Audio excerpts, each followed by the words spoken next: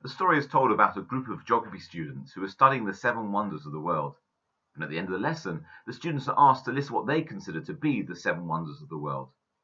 Now, although there was some disagreement amongst them, the following got the most votes: Egypt's Great Pyramids, the Taj Mahal, the Grand Canyon, the Panama Canal, the Empire State Building, St. Peter's Basilica, and the Great Wall of China.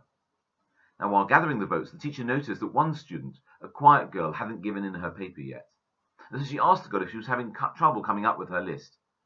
The quiet girl replied, "Yes, a little. I couldn't quite work out because there are so many of them." So the teacher said, "Well, tell us what you have and perhaps we can help you." The girl hesitated and then said, "I think that the seven wonders of the world are to touch, to taste, to see, to hear." And she hesitated a little and then finished off, "To run, to laugh, and to love." You know, what is essentially one long sermon delivered by Moshe Rabbeinu.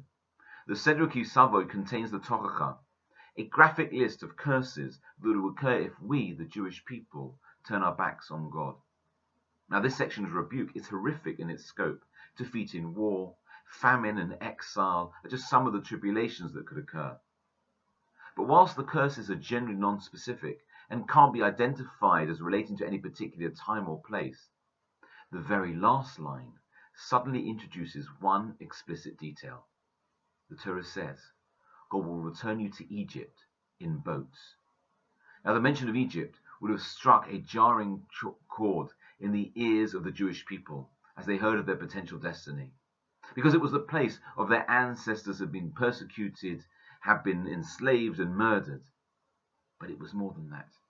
You see, the exodus from Egypt was the moment of our national birth, the moment in which we, the Jewish people, were created as a collective. And therefore, going back to Egypt at the end of these curses is therefore the reverse of this process, returning to the non-existence of the Jewish people. And what will happen in Egypt? Says the Torah again, you will be sold there to your enemies, but no one will buy you. And then the section ends with a very strange statement. We read, it says, God hasn't given you a heart to recognize, or eyes to see, or ears to hear until this day. Now, what does that have to do with what preceded it? The Torah tells us, in vivid detail, of the blessings and curses that can and will happen to us. Now, sometimes we have great blessings, but we don't even realize their magnitude. It's far too easy for us to look at human exploits and to refer to them as wonders, while we overlook all that God has done for us and to merely regard them as ordinary.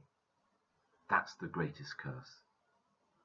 The greatest blessing is to remind ourselves every day of those things which are truly wondrous. Good Shabbos.